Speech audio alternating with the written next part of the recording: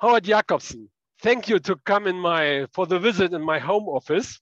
It's my pleasure. Thank you. You have written very much novels. You are known for these novels which had been translated in more than 20 countries. In 2010, you get the Booker Prize, yes? And now Klett-Cotta has translated your book Rendezvous und andere Alterserscheinungen, and with the English title Live a Little. And you have written a novel and thus a treatise of memories of all kinds and their selective processing, with a good pinch of rather black humor. That's an announcement of the Klett-Cotta. There are two main protagonists in your novel. Beryl Dunsonbury is already over 90 with a super memory, and Shimi Crameli, whose memory is not quite so good. You describe them both as you know them very well. You notice how well they are acquainted with each other. Nothing suggests acquaintance between the two persons, but the text of your book cover and also the title Rendezvous und andere Alterserscheinungen suggests that there's still something in life for both of them. But first, let's talk about the title Rendezvous und andere Alterserscheinungen in German, and the original title Live a Little is so short. What did you want to say with it? I want to say, don't expect too much, but don't expect too little. In Live a Little, there's no certainty. This is not one of those titles that says life is a wonderful, magnificent thing. Both these characters have reason not to think that life is a magnificent thing. But when they meet, they think maybe they have a chance. This is a book about maybe having an opportunity. So, and I think too, the German title is not my title, but I think that also suggests uncertainty. One of the things about having something to look forward to as you age is you're not sure what you want. I don't want to be told that I'm going to live till 110, but I like not knowing when I'm going to die. I want to think, maybe, who knows, maybe I will live a long time. Maybe I will live a little bit more. So it's that sense of a little bit more and then a little bit more and a little bit more. Maybe there's a little mad corner of hope in everybody's heart at any age that there's another life coming. I'll live as long again as I've lived already. Sometimes I've lived enough. Sometimes I've finished, my bones ache. It's enough already. And then at other times I think, wouldn't it be wonderful to have a little bit more, then a little bit more, then a little bit more, and then a whole new life. So it's about that. Both titles, I think, suggest maybe nothing, maybe something, but maybe a whole new life. And the uncertainty is the romance of it. That's the same thing which arrived to me when I begin to read. I read and read much more. And I thought that there are two novels, one of Beryl and another of Shimi. But Shimi and Dunsonbury and Shimi Caramelli don't meet at all at first. It is true that the narrative sections about Beryl and Shimi are getting shorter and shorter. And like in a movie scene, the fates of the two converge, just like in real life, isn't it so? Yeah. The iceberg and the ship and the ocean and the Titanic. Except that this, we hope, is not going to be a disaster. And that is because I'm not interested in writing stories that have thriller plots. I don't have police, I don't have murders, I don't have detectives. For me, the tension and the joy of a story is usually in love. I usually write about love and what will happen between people, and often couples. That for me is the only story I'm interested in reading, and they're the only stories I write. So the tension for me was, when will they meet? Will it be now? Will it be the next page? Will it be the next page? And what will happen when they do meet? Yes. I want to translate one. I have not the original book I have only the translation. On the page 2024 in the 224 in the German edition is the motto of your book. In German, einige der Begleiterscheinungen des Alters sind frei wählbar. I give an English translation, it's not so good because some of the committants of old age are freely chosen. Yes. Yes. This is the motto, decide. and it's also the theme for your wonderful book.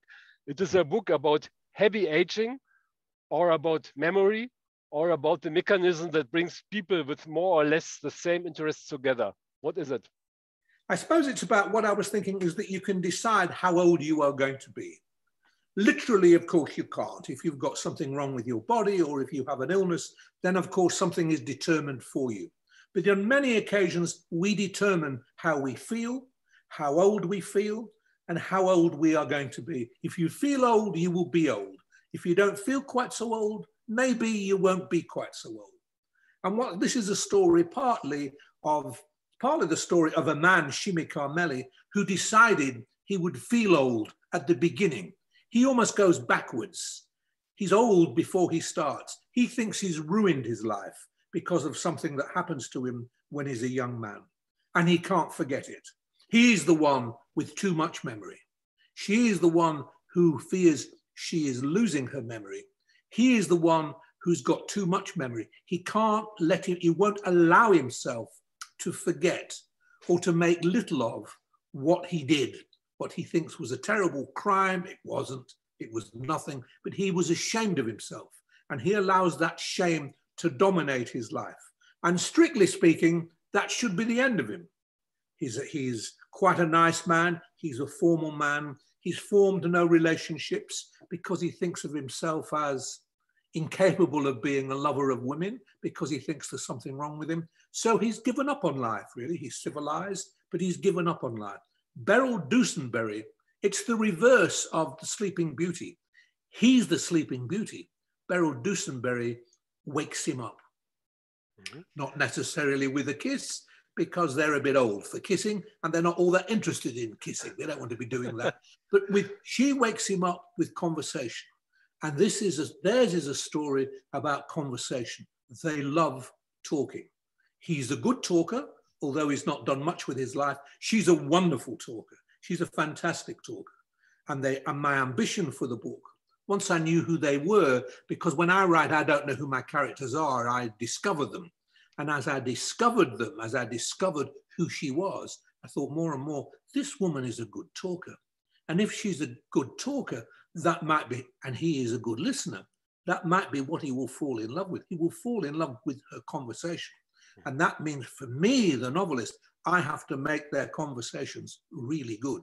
And I enjoyed their conversation so much. I could have written 1,000 pages. I could easily have written 1,000 pages. In fact, my wife, who likes this book very much, she likes all my books, but she particularly likes this book, wants me to write a sequel to this book, in which they go on talking and talking and talking until they're both past 100, because she likes those conversations.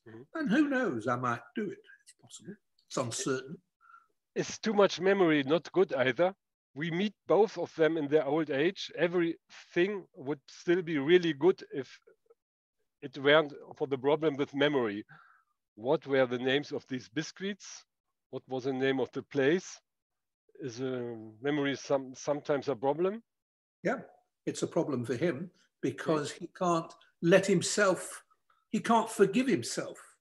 In order to be able to forgive ourselves the crimes that we commit or the crimes that we think we commit, we have to let them, if we can't forget them altogether, we have to push them to the side of our mind at least. He can't do that. Why not? Well, because there is some perverse masochistic quality in him. He wants to suffer, he wants to think badly of himself, and the means by which he thinks badly of himself is his memory. As long as he goes on remembering what he's done, he can punish himself. And really, he shouldn't be allowed. You know, he's very, very lucky to have met Beryl Dusenberry, because by all reckonings, by all chances and opportunities, nothing now is going to happen to this man. His life is over, and then she comes along. And she, of course, just as she tries to stop him remembering so much, she is losing her memory. So she wants the balance too. So it's good for her to be able to talk to somebody with too much memory. It enables her not to feel too bad about her losing her memory. She's frightened that all the words that she had, because she's a very articulate, voluble woman who's read books, who's kept diaries, and for her, words are everything. So it's a terror for her that words will go. But when she sees him, she thinks, forgetting might not be so bad sometimes. There is something to be said for forgetting. Mm-hmm. After just 2 chapters, we are already well acquainted with their quirks and idiosyncrasies, and will become more and more so, says my blog. In one sentence, you characterize Shimi Kameli so perfectly. He has retained the awokeness of a boy until 91. Shimi didn't really grow up. Shimi didn't grow up. Shimi has stopped at the age he committed his crime.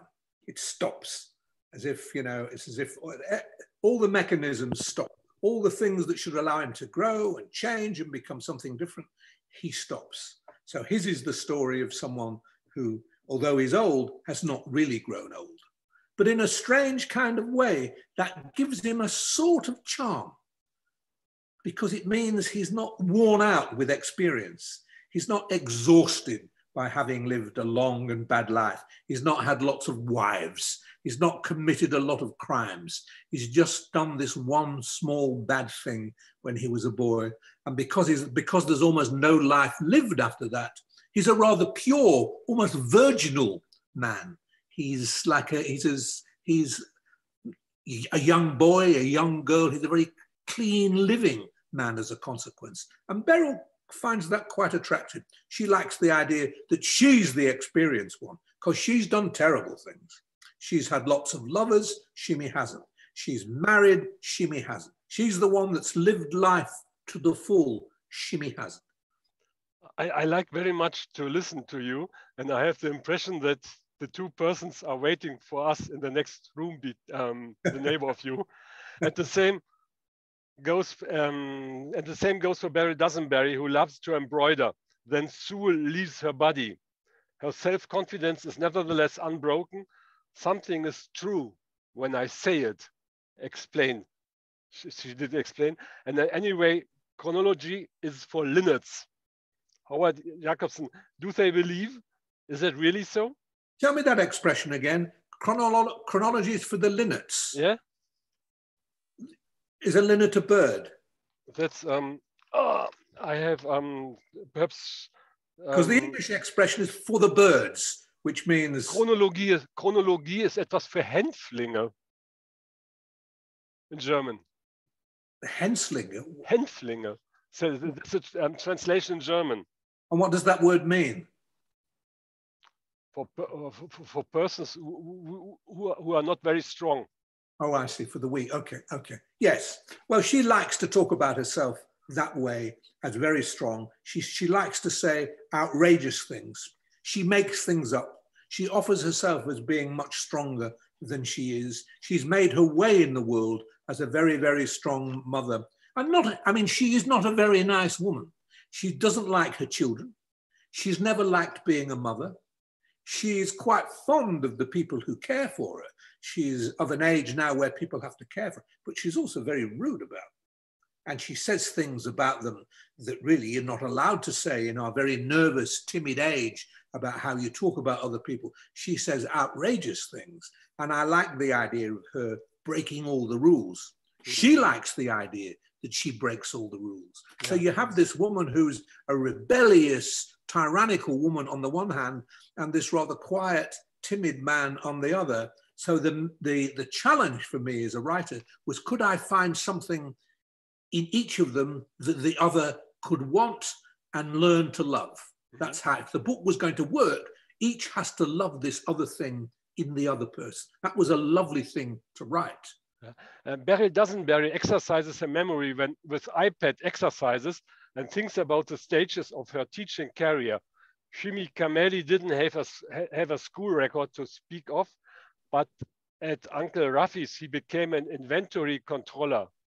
But you should never assume you already know the story of your life until it's over. Did he say? Memory can also be wishes. Yep. You can choose what you can choose.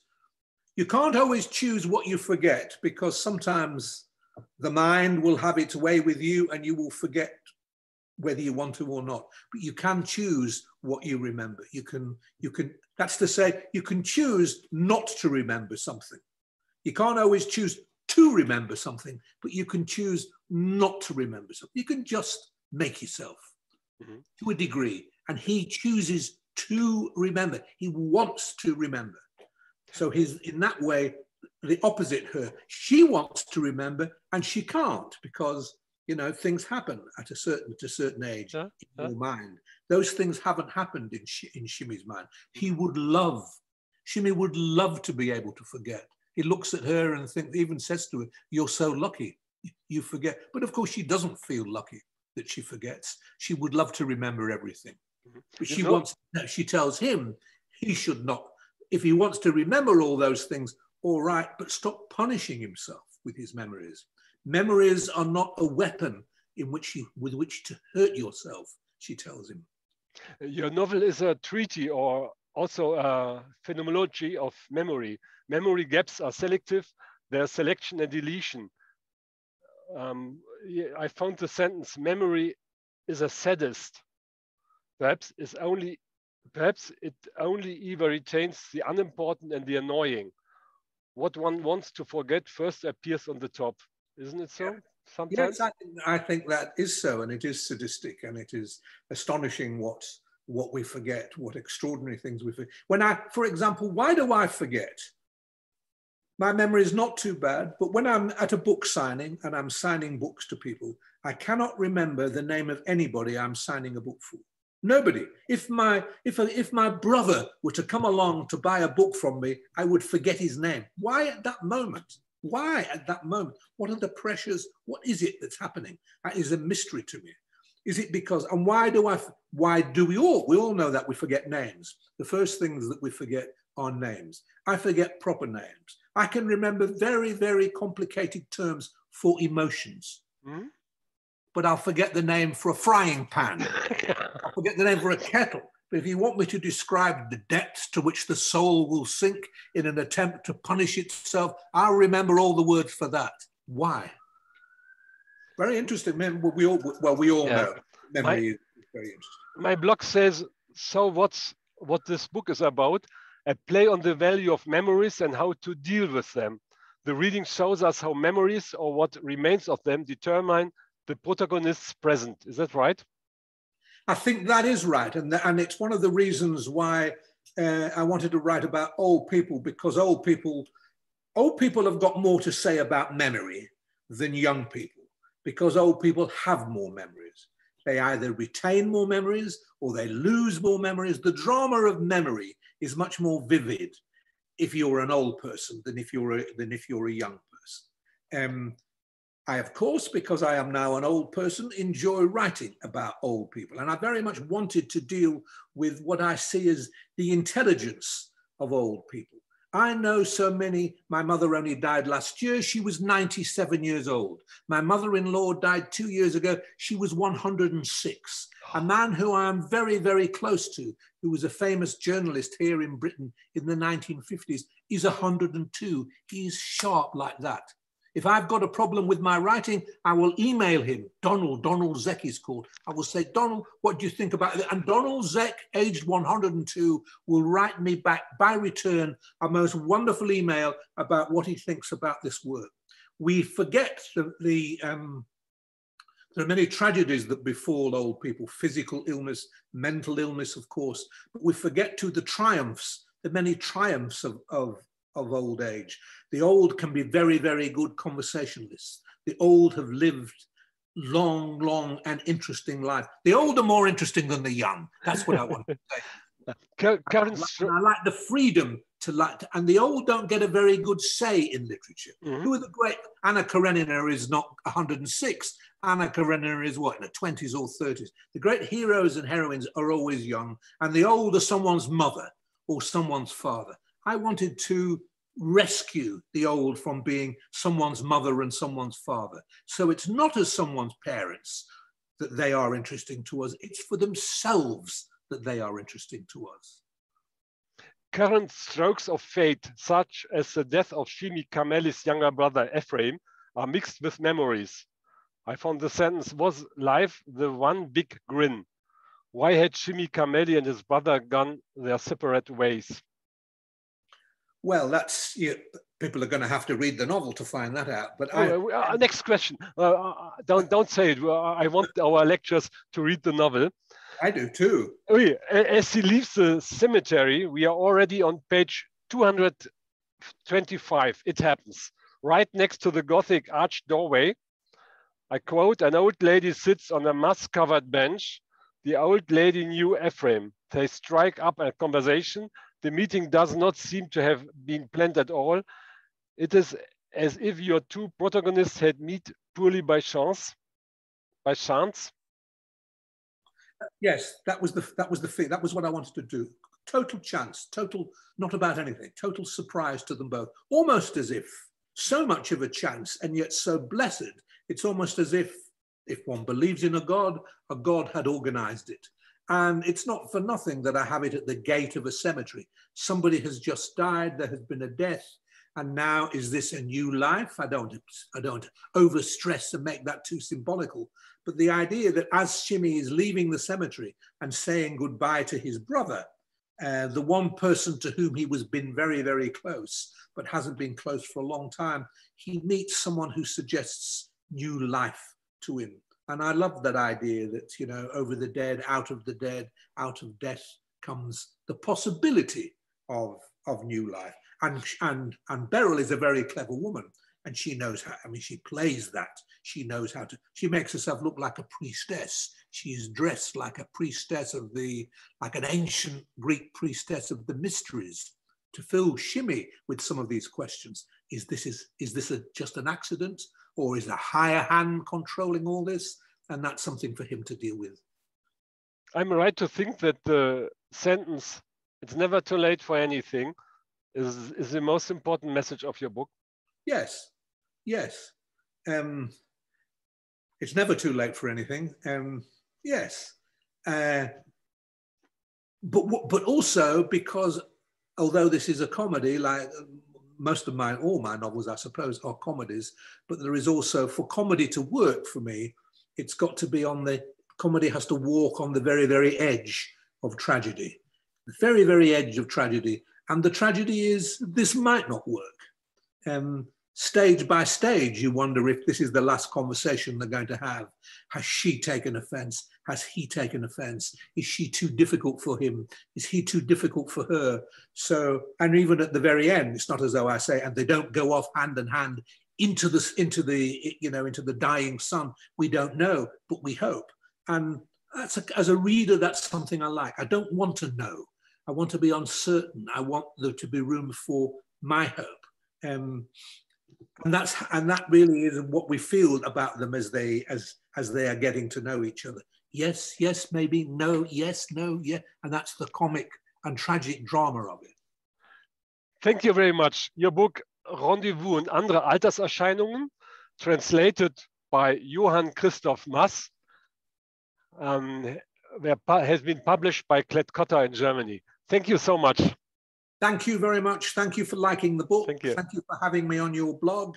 And thank you for introducing, I hope, a few new readers to Beryl and Shimmy. Thank you. Thank you.